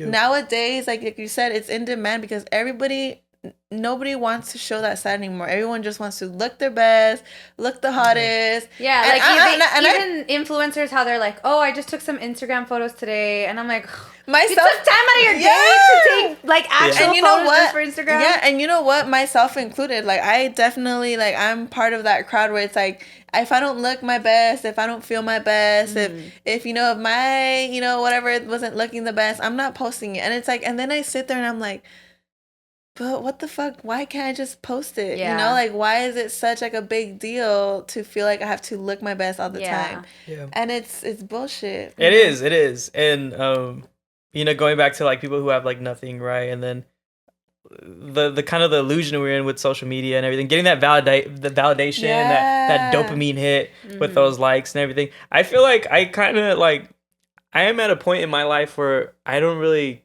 that validation through social media, I don't even care anymore. Dude, it's like if I were to post right now and get like 30 likes, I'd be like, that's fine. Yeah, that's cool. fine. Like, I'm chilling. You know what, though? Important. I have my makeup artist who did my makeup for my wedding in Mexico. He's like an old friend, and he has social media, but like it's his own personal one. And like for his makeup thing, he has none. He's been doing makeup for 30 years, and he said it to me. He was like, I don't need that shit. Like, I don't need that to succeed. Like, I've been thriving before Instagram ever came along, and I don't need it now. Honestly, I feel like word of mouth is way stronger than Instagram. Like, so you will get more clients by doing a great job, having a great personality, connecting with your clients on a genuine, fun, cool level. By that, because I feel like I've come across people like that I've worked with, and I just love their work, that when I meet anyone and anyone compliments, I'm like, dude, here, like, this person's fucking amazing. Like, I love them, 100%. Their work, and it's like, and that's just, I feel like that's better than like just posting on Instagram. I mean, yesterday, I did a grad shoot at UCR in Riverside, and this girl was like, no, I found you through Saul, and I was like, Saul? And she's like, yeah, like, we actually have a lot of mutuals. I was like, what? And then, like, it was like instant, like, okay, there's so much power in recommendations, and that never happens if Saul doesn't have a good impression of me. Or, this word of mouth is a very powerful tool. And I think it also goes back to, like, where, like, when sometimes we want guests and we're like, oh, like, do we have enough followers for them? And I'm like, why should that even be a thing? And we reach out anyway, you know. And you know what? One day, maybe they won't say right now, but maybe in the future, and that's fine. I genuinely feel like even if those people don't reach back to us, like, I feel like we're still thriving. We're still doing our thing. Yeah. And eventually, whoever is meant to be on this pod will be on this pod, and. Yeah, with anything in life, like, whatever's meant to be will be. Yeah, there's a time, place, and everything. You just gotta trust your own process. I truly feel like everything is meant to be the way it is. Yeah. And I genuinely feel like I read this analogy the other day, because how a lot of people, we worry, like, what am I making the right choice? You know what I mean? Like, I feel like that's something that a lot of us humans, we worry about a lot. We're confronted with choices every single day. And I read this analogy one time that there's like 5 trees. And there's this bird who decided to just sit on one tree. They're like right next to each other. And she created her nest, had her eggs in there.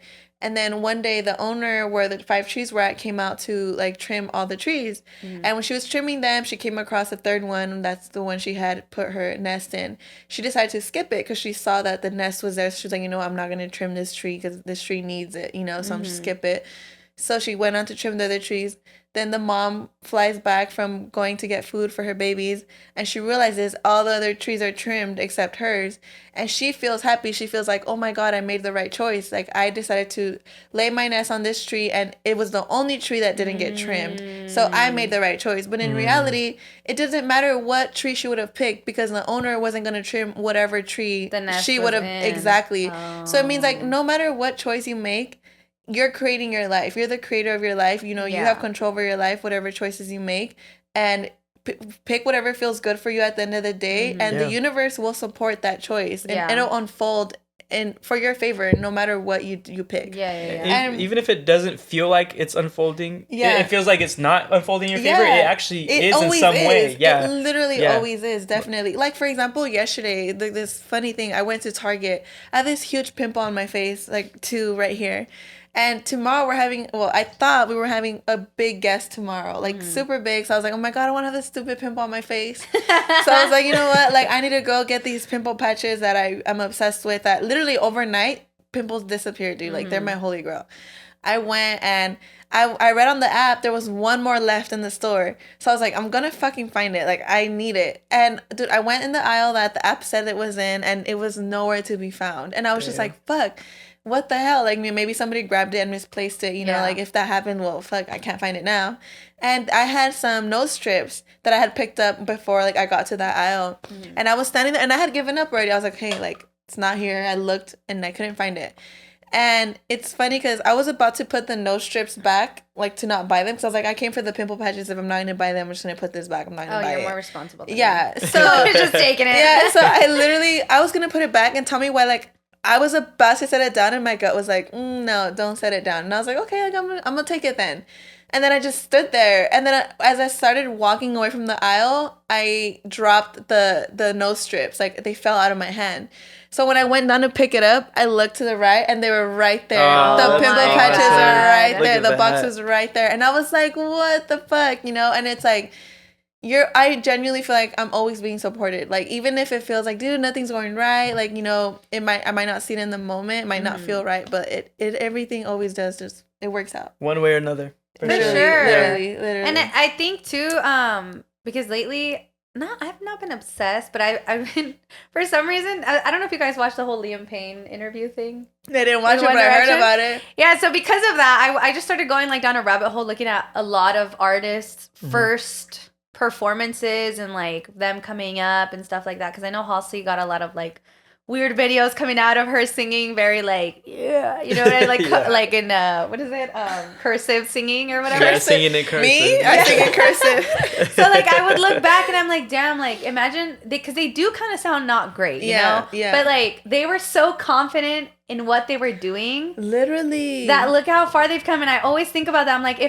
because when I was younger, I felt a lot more creative than I feel now. Yeah. And I think about it and I'm like, if I would have just believed in myself as much as these people did, like, where would I have been, you know? Because life, like you said, like, just worked in their favor because they were working so hard towards the goal. They just never gave up. Exactly. It's pretty crazy. It is crazy. And I feel like that's why parenting is so important.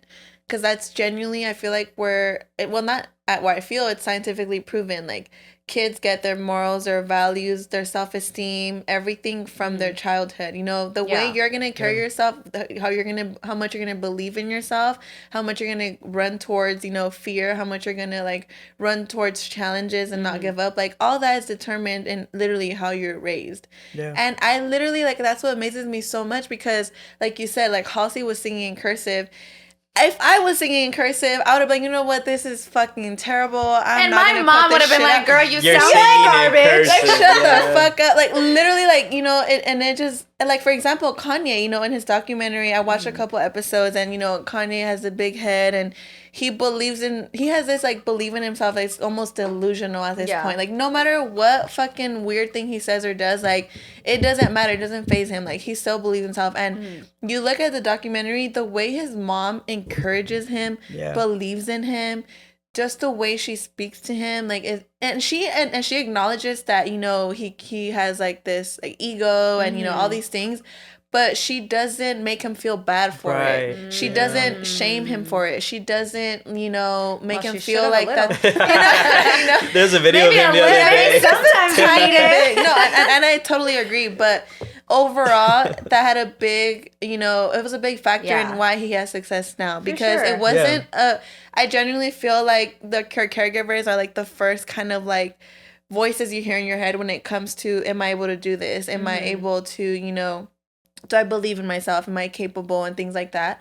And if you have caregivers who are very encouraging and supportive and hear you and validate you and whatnot, you're more likely to go for those things. Yeah, especially because like when you were doing photography, I know like your parents would kind of be like, maybe you should take a more, that office job is looking really nice. And you think about it and you're like, well, if my parents were so wise and they have all this life experience, if they don't believe in me, then maybe I can't do it. And that's when you ignore the noise and you really kind of just, kind of believe in yourself, essentially. And it's uncomfortable. It's hard. Yeah, because there was a lot of moments. Yeah, go ahead. I'm sorry. Go for it. Well, no, I was just gonna say there's a lot of moments where I was even doubting myself because that doubt kind of seeped into my own life where I'm just like, am I capable of this? When I started this, COVID hit just a little later. Yeah. And going back to everything happens for a reason, right? I remember as soon as I quit my office job after graduating with a business major, I quit my office job and I thought to myself, well, damn, I don't know what to do with my life anymore.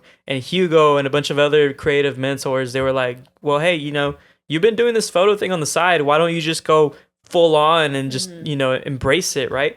And I remember a friend. It wasn't just creative mentors. I also told them. Yeah, no, Steph definitely was one of those people that encouraged me to just go for it. And I'm losing my train of thought here, but they were like, do you have business cards? And I was like, no. Okay, print business cards. I was like, they told me, do you have a website? I said, no. Okay, make a website.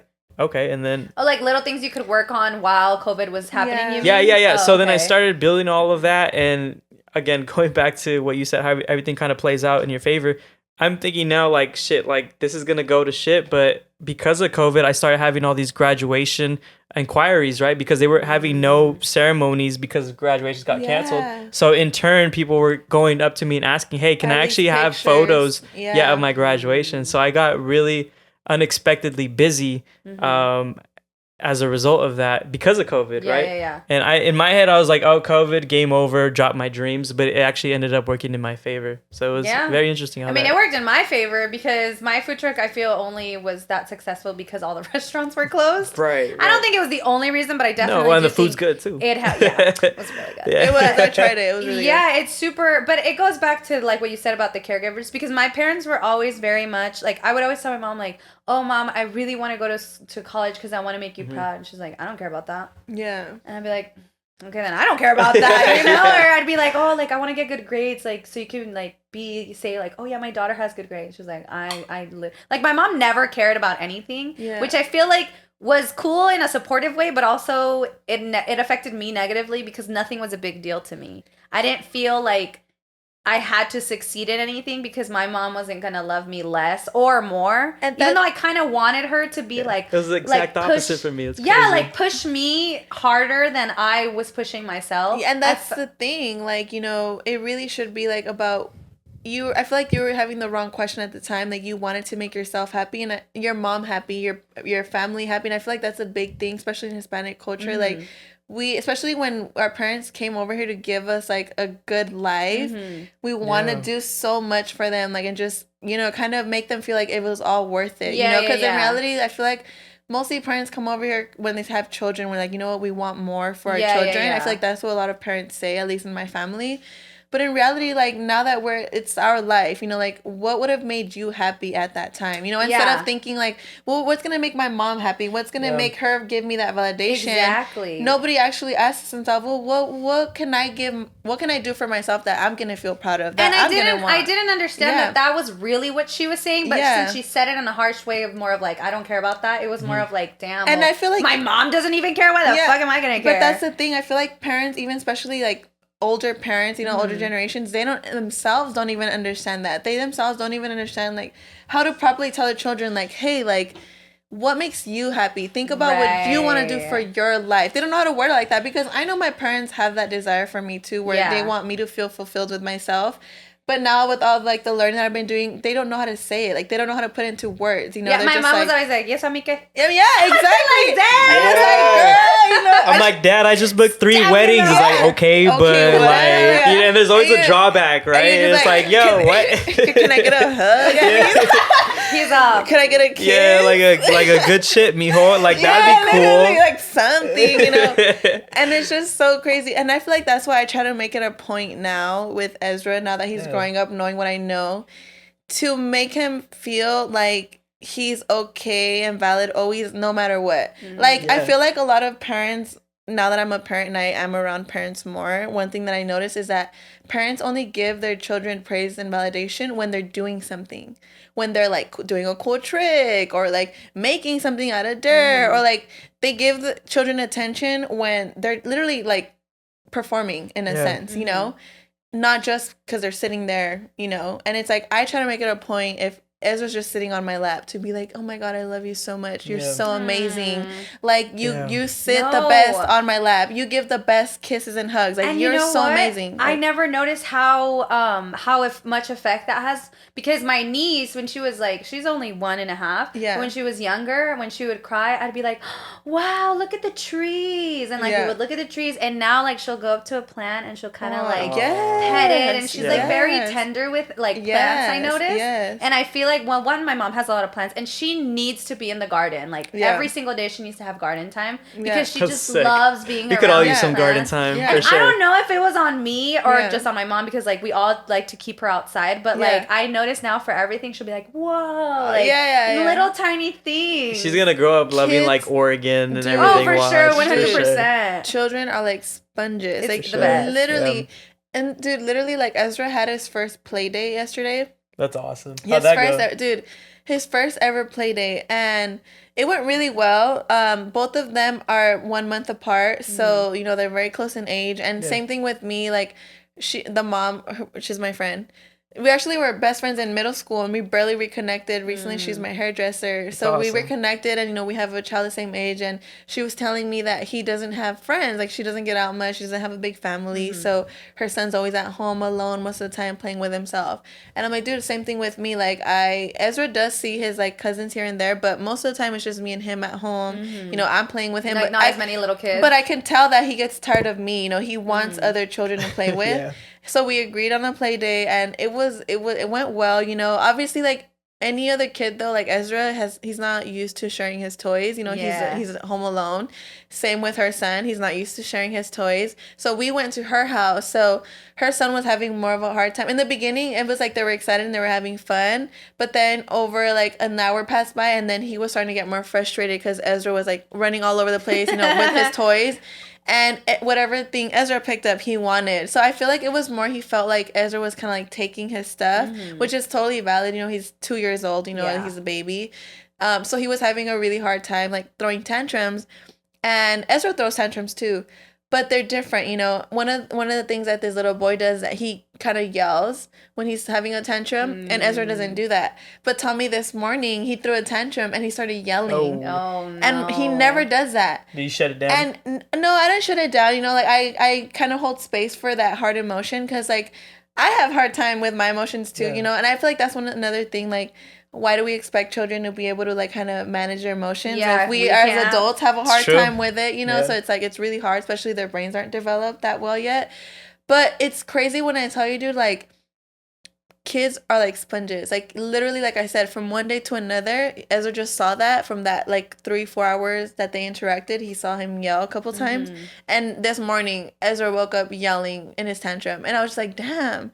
And that's not the first time that I see it. Like, literally, same thing when like I hang out with my niece and my nephew. That is my sister's 2 kids. And her kids do certain things when they're having tantrums. And now, like, my son does it too. And it's like, my nephew, he'll, like, if you cause attention to something and he's not having it, he'll be like, haha. He'll do that. Ezra started doing that.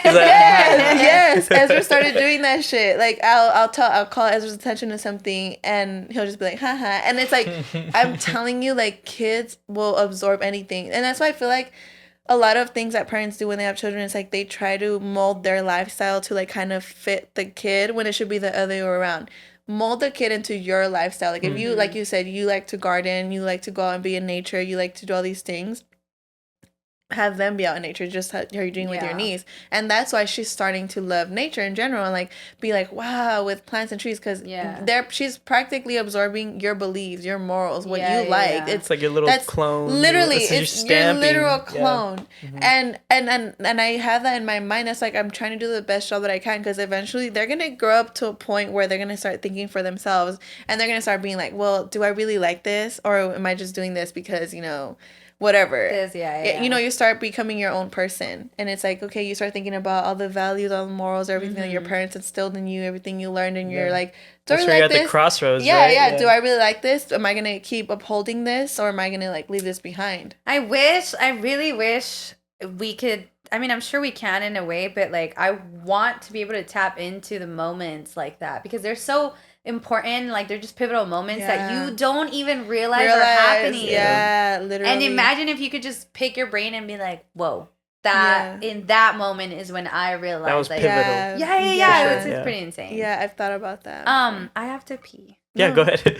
And I was gonna like mention how I feel like a lot of people are still stuck in like the old style of photography, where it's literally just like snap a picture and just print the picture out, and that's what you're getting. Or like, you know, record a video and then just kind of cut and put things together, but that's it. Like no other kind of editing. That's what you're getting. For sure. And I feel like people are still like expecting to kind of pay for that kind of work. You know what I mean? You see it more in quinces. That's why I don't do them. That's why I don't do them. Hugo doesn't do quinces either. Yeah. Literally for that reason too. Because look, like you said, traditional mindset, right? The mom has her own vision. The daughter has like her own vision, more Instagram, you know. Yeah. And then the dad's usually paying for it. So you have three different visions.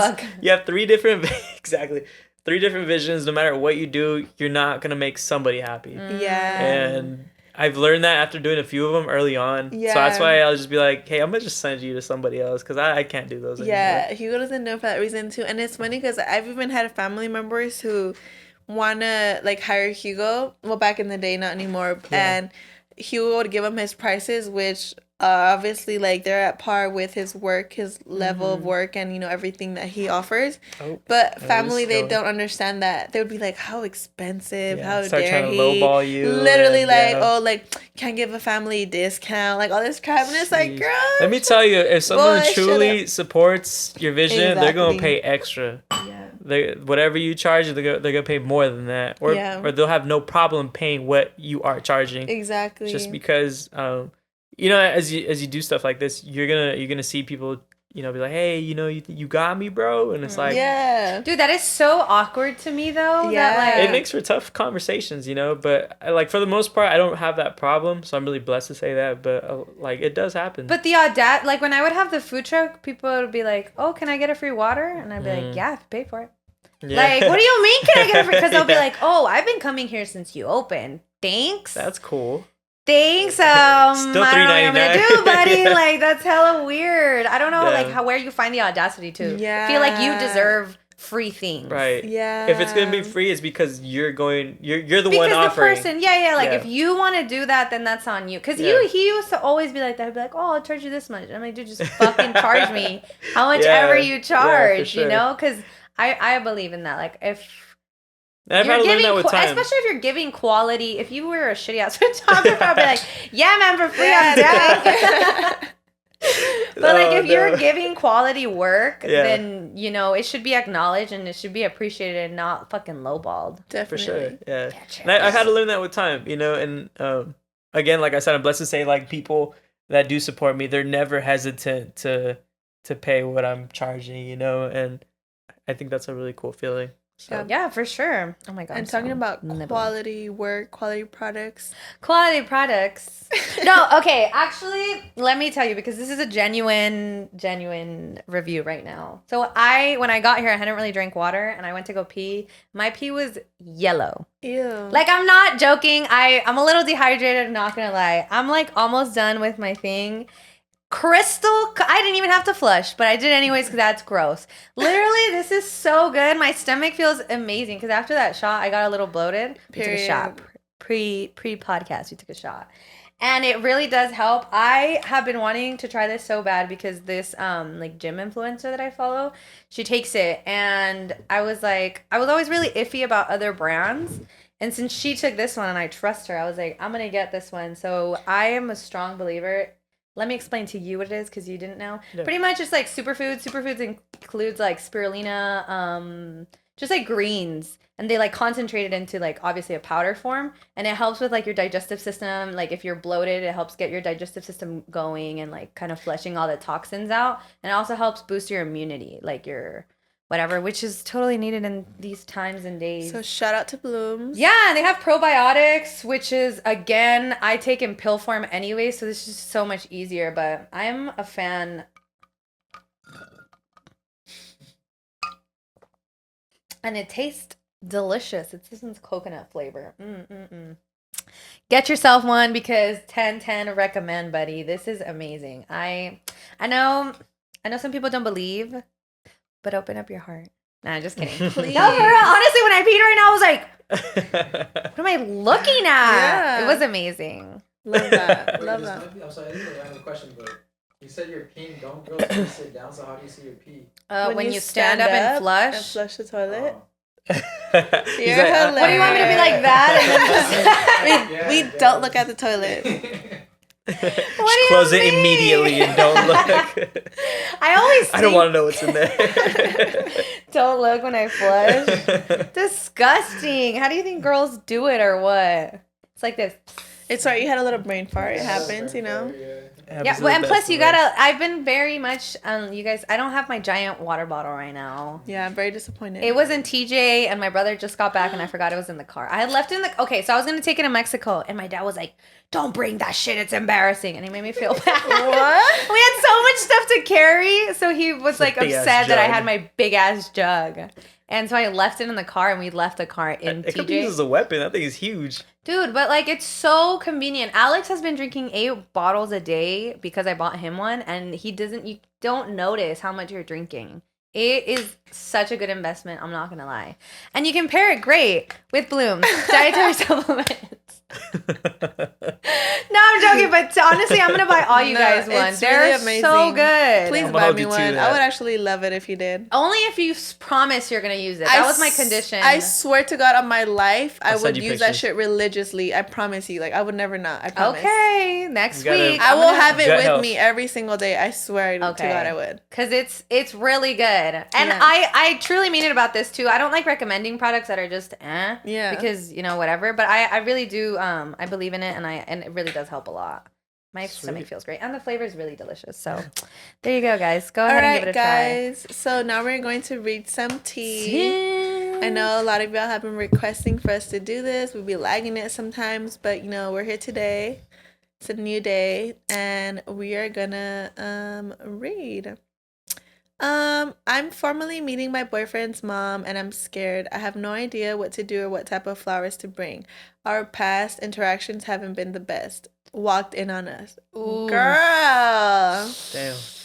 I would walk in like nothing had ever happened. I'd be like, hey, how are you? And then just pretend that she never saw you. I feel like that's the way to move past it because there's no way to talk about that. Yeah, your son was, ramming me in the ass. Hitting it wrong. Look, babe, like, honestly, like, maybe right now in the beginning, I agree, like, Steph, like, there's no way. Just act like it never happened. Yeah. Just, be your normal self. Down the line, when you guys get comfortable and you feel like you have a relationship with her and you guys are close, which I feel like would happen, I feel like I would definitely be the type to be like, remember when you like walked in on us? And I would crack the fuck up. Like it'd be a joke at that point. Or if she's nice, if she would probably like that. Yeah, it depends on the dynamic of I feel like that would only work if she's like one of those cool laid back like moms, like suegras that you're like, oh my God, they're funny, they're joking around with me all the time. Like I feel like if I got that sense of that kind of suegra, I would in the future when we're close like joke around with her like, oh, remember that time, you know, like kind of break the ice about that. If she's not rude, then you really have nothing to worry about. I'm wondering if this is a one-on-one too.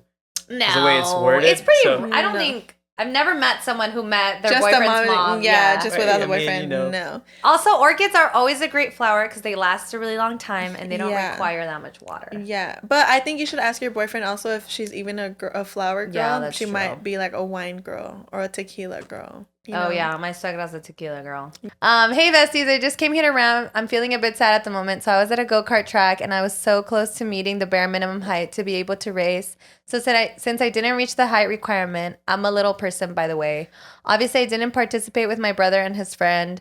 This wasn't surprising to me because I was already expecting it, but I didn't expect this wave of sadness to hit me once I saw how much fun my brother and other people were having racing. It just made me get into my head and think about how I'll never be able to experience fun things, such as riding the big roller coasters at Six Flags, go-karting, and just enjoy going out in general without worrying I'll be too short for certain things. And I feel like because of my height, I missed out on my teen years. I'm turning 19 in July, and I don't know, I just hate how I'm the only one in my family that was born this way. And I'm not saying that my life's been all bad, but it's just certain little things like this that gets me triggered and cry once I'm alone. Anyways, that's pretty much it, but I love the podcast, y'all, and keep doing what you're doing. Oh my God. I'm so sorry that has been your experience. I actually did grow up around a lot of little people, and I never really personally had the conversation with them, but I do remember just always trying to be inclusive, especially like with like Six Flags and stuff like that. Like we wouldn't go, not as often. It was just more of like we would try to do things that were inclusive to everyone. Most of them that I met were adults though, and then they had a little girl, and she came out as a little person too, because I know they don't always. But it's just difficult because like if it's normal to you, then you're just like, okay, you know how to accommodate. But people that aren't around that much kind of see it as like, oh, like look. And that I never understood that as a child. I never understood why people were so kind of like, because like even like my friend, his name's like Joe, but we call him Lil Joe. And it was just normal to me. And then like we'd say that, and then they'd meet him. They're like, oh, he's Little Joe. And I'm like, yeah, but to me that was just his name, you know? And I think eventually you're going to surround yourself with people that are going to make you feel like how your life has been isn't, how do I word it correctly? Like it's just normal. Because that's your normal, and eventually you're going to surround yourself with people that see it as that way. They're not going to see it as like, oh, here's a little person. You know what I mean? Because it's not a disability, at least not in my eyes. Certain little people can have disabilities. Like I know little Joe, he's in a wheelchair. But to me, it was just always like, oh, that's just how they are. And it's just, I never saw it as something that was to be frowned upon. And I never even thought about that. So I honestly want to tell you that I appreciate that, because I feel like even just with wheelchair and stuff like that, like people don't notice how much privilege you have in your own life from being just like, I know some guys are like, oh, I'm so short. And then like, you meet people that are literally too short to do certain things. Yeah. And you don't really notice how like even just going on a roller coaster, like how we were talking about earlier, like going on a roller coaster is a privilege. Yeah, definitely. But you're 19, and for the most part, I feel like you're probably doing amazing at what you are. But I just think try to find and reach out to people that kind of connect with your stories. Yeah, and also I definitely feel for like I obviously like I'm not in that situation, so like I can only imagine how that must feel. I'm gonna say go-karting is not as fun as it looks. No. Even like rides itself, you're not missing out on anything crazy, maybe like ride a horse. Like I love riding a horse. There's a lot of other cool things. There's a lot of other cool things. I definitely think though, like you feeling upset is definitely valid, so hold space for yourself, be compassionate for yourself. Like you said, it sucks that you're the only one in your family that has to go through this, that's your human experience. And I definitely think that there's a lot of beauty in that. I feel like just how you're missing out on things, I'm pretty sure you also have other things that you can experience that us as big people can't, that don't have, you're probably more compassionate, you're more understanding, you're more like, you have like more of a beautiful soul to see beauty in where people would probably only see like bad, you know? So I definitely think there's a duality to everything. So definitely your feelings are valid, and thank you for sharing that. Thank you for being vulnerable. Thank you for feeling like you trusted us with that, and we see you, and I hope that you have better experiences and that you surround yourself with people that, are still going to support you and love you through whatever, experience that you have. And I wanted to add before I lose my train of thought. And I think that now more so, even just because of Game of Thrones, like Peter Dinkley, I think is his name. Yeah. Yeah, he's like a little person on the show. Tyrion. He's so crazy talented. Like easily one of my favorite actors, like just ever. And people knew him from Game of Thrones, but I mean, he's been in like X-Men. Like he's been in so many movies, and I'm like, oh, I love you. And he's seen as a badass. Yeah. So it's just like embrace those things you feel like are your weaknesses, right? And I think getting that representation out too is really, really important, and it's dope, and it's cool that 1000%. Yeah, for sure. They're getting that. So we send you so much love, And I also wonder, like, what if you wore like big heels or like booties? Like big fucking booties, girl. Like, would that make a difference? Yeah, because it's not about the height. It's just like in roller coasters, at least, it's just more of like, because if you're not strapped in correctly, it could fall out. It's just more so that, Okay. Because I was about to be like, girl, I know some great booties that are big as hell. But sending you so much love, babe. Okay, go for it. I have a boy best friend, and we've been friends for a while now, but it was until this year that I noticed feelings towards him. But the thing is that I can't date him as much as I want to because he recently dated my girl best friend for 2 months. She knew I liked him because they got together, and I respected their relationship. I pushed my feelings away, but now that they aren't together anymore and knowing it didn't last long, I'm regaining feelings. My girl best friend yet sends me hints that she would be upset if one of her friends were to date her ex. I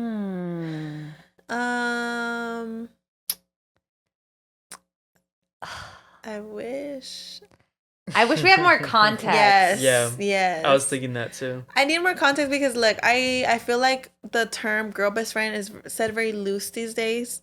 I feel like a lot of girls aren't really best friends. They just like to throw that term out there because they hang out with girls often, but they're low-key very like spiteful and like just not actual friends towards each other. Especially because if she knew you liked him and dated him anyways. Why would, I mean, unless you didn't tell her, which, that's, I need more context to this. Yeah. Although I will say, if you feel some type of way towards him and he feels the same way back and you feel like it's real, be honest. If you feel like that's a real friendship, because I feel like either way it might be inevitable. You might do something with that person, and if you actually cherish this friendship, maybe be straightforward. And if she's already sending hints that she'd be upset if somebody dated her ex, maybe she's already picking up on something. Yeah. So just be honest. Plus, to me, 2 months is not even a relationship. It's not to me either. That's but like then again, I don't know. Trial. Yeah. But then again, like, I don't know how old you are either. I wish I knew how old you guys were, because I feel like the mentality when you're like 17, 18 is very different from when you're like fucking 24. That's what I'm saying, though, because I dated someone for 2 months twice, and I don't count either of those. Yeah. See? We need more info, Yeah, babes. but good luck. Good luck. I just say just do it, girl. Follow your gut, babe. My horniness got the best of me, and I paid a prostitute for some head and a hand job, $50. Kudos to you, buddy. You know you could give yourself a hand job, though. For free. For free. You could have saved those $50. Yeah. Maybe it would have been 25 if you kind of the discount. It's a meal. Maybe at do some Applebee's. stretches. You can get in that position. So I think my mom thinks que yo soy bipolar o tengo algo malo because me, her, and my dad are talking to a psychologist so that I have a better relationship with them, because over the last couple months I have been lashing out at them or contestando mal when I never really even talk to them, but sometimes I'm tired and I have a tone of voice they might not like. It sounds to me like you're just kind of like burnt out, fed up, with the dynamic of your family.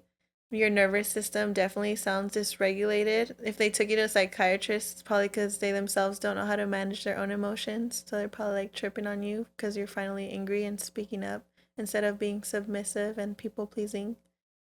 But I do like that they're actually taking the time to go to a that's psychologist. what I was going to say. I think definitely maybe try to open up a little bit as to, because I notice when I lash out, at least, I notice it's not about the person I'm lashing out on. Yeah. It's just a culmination of a bunch of like shit. it just everything else got to a point where it's at my limit, so everything is gonna trigger me. Yeah, for sure. So maybe just try to open up a little bit and especially if you do yearn to have a good relationship with him. It sounds like a good step. Yeah. A psychiatrist sounds kind of crazy though.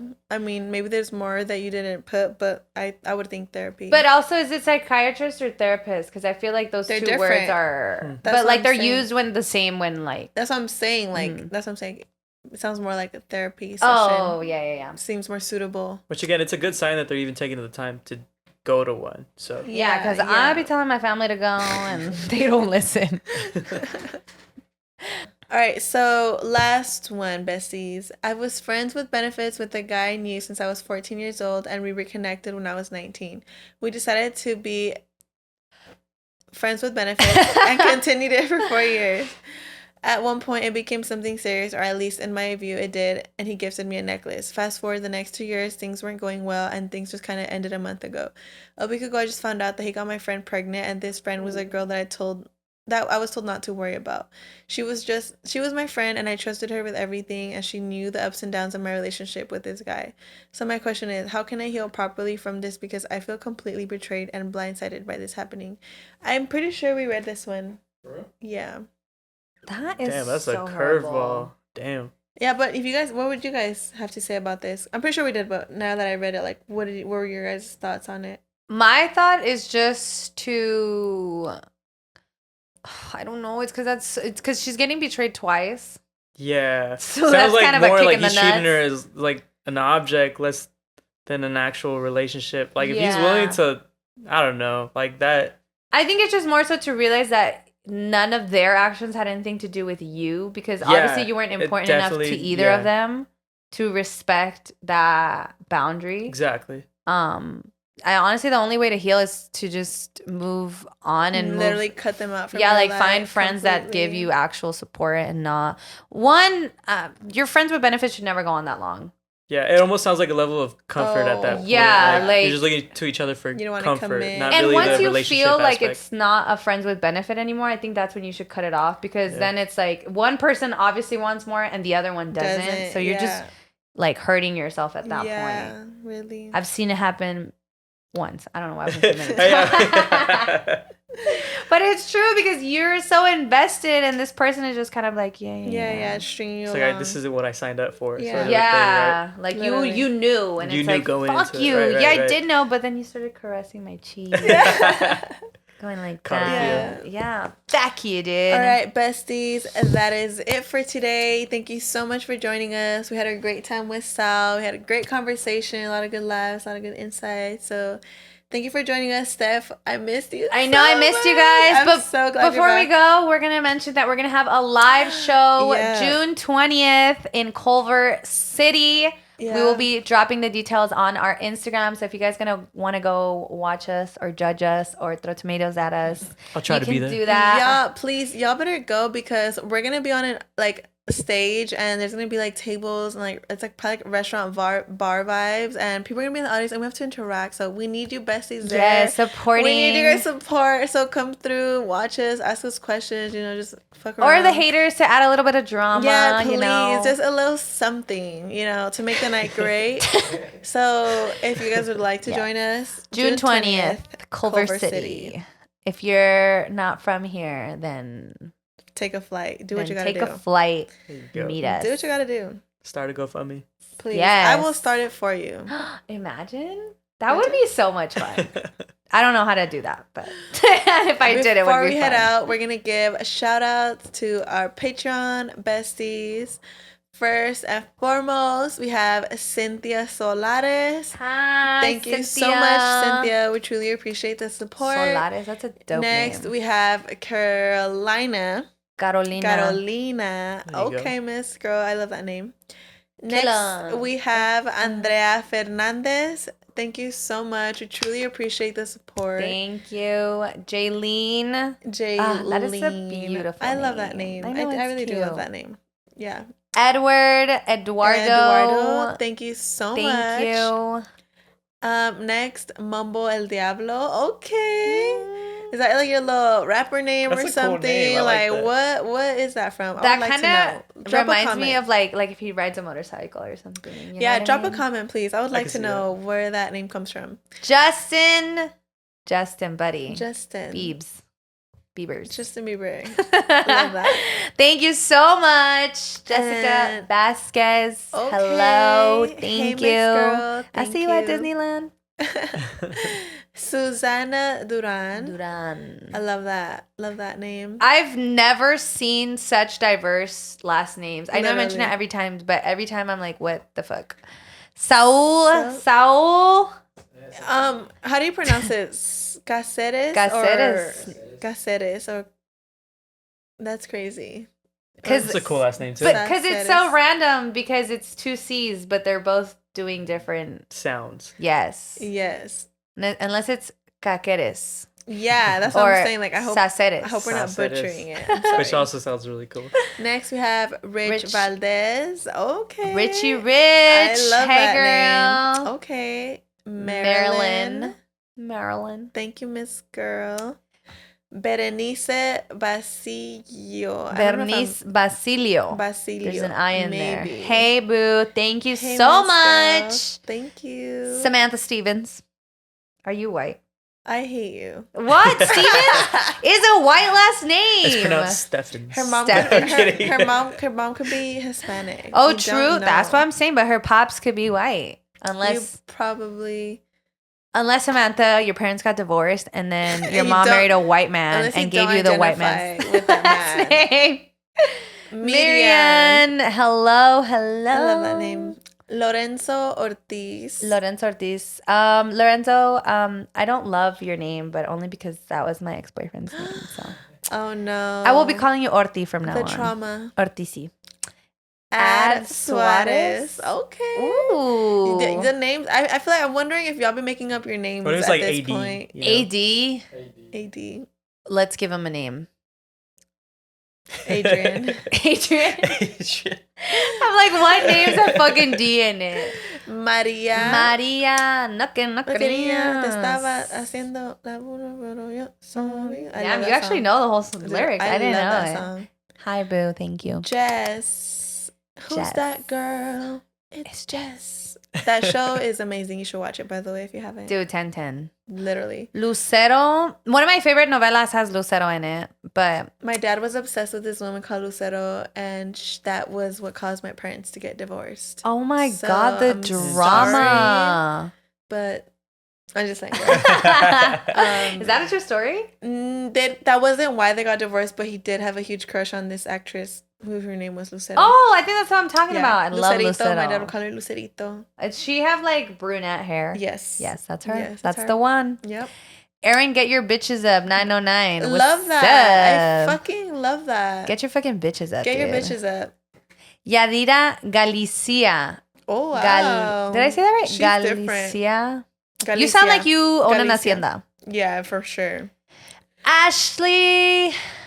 Or Giselle Gutierrez. Love that name. Gutierrez. Do you spell Gutierrez with an I after the U? Is there some spelled like that? Or am I tripping? Yeah, I think you might be tripping. Yeah, just a little bit. Ashley, babe, put your last name so you can stand out and we can know which Ashley you are. Ashley G, I'm assuming. Ashley G. You should mind your business. Oh my God, that is so funny. You want me to leave right now? I'm kidding. I'm gonna look her up. I'm gonna start saying that. I'm gonna be saying that all the time. Albert Fausto. Love that. Lovely name. Karen Cespedes. Sounds like Wespedes, you know? She looks like a Karen we went to high school. I mean, I know it's super tiny. Can you zoom in? No, that's definitely not that Karen. I took that Karen to prom, actually. Oh, really? Wait, what Karen are you talking about? Ortiz. I think you're thinking of it. You took her to prom because you liked her? I did. Looking back at it, I think I did more than I realized in that moment. Oh, okay. For sure. Did she like you back? I don't know. I think so. I don't think we're talking about the we'll same one. No, I'm pretty sure it's a different Bridget character. Rosales. I think Bridget is such a cute name. Bridget. I'll It doesn't never have a forget- D. No, it doesn't. I think that It's still pronounced the same. there's this one girl in when I worked at Rialto High School. Her name was British, and I asked her straight up, like, "Girl, what's the story behind that?" Like, Her name was British. British, yes. And she said that her mom actually wanted to name her Bridget, but she misspelled Bridget and spelled it Bridget. Oh my On god. the birth certificate. Why don't they just call her Bridget? It just stuck. She likes it now. British? That's cute. Yeah, I guess. I would like it. I feel like It's it would unique. stick. Yeah, for sure. Yeah, people have weird names. I have a friend named Zachary, and she's a girl.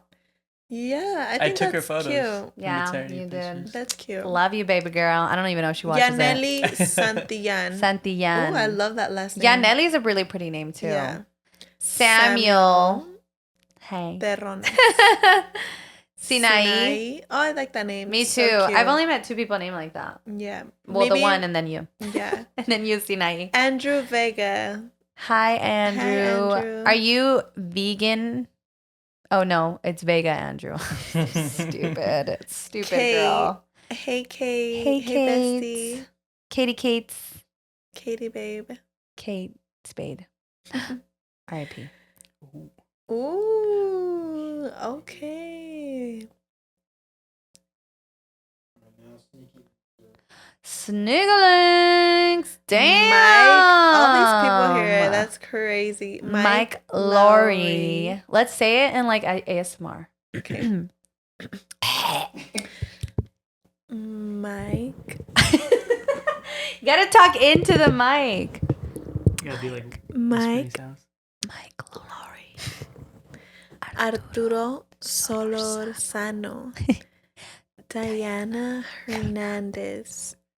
Maria Felipe. I'm like harmonizing your. I'm just a backup singer. Sandra Gonzalez. Valeska.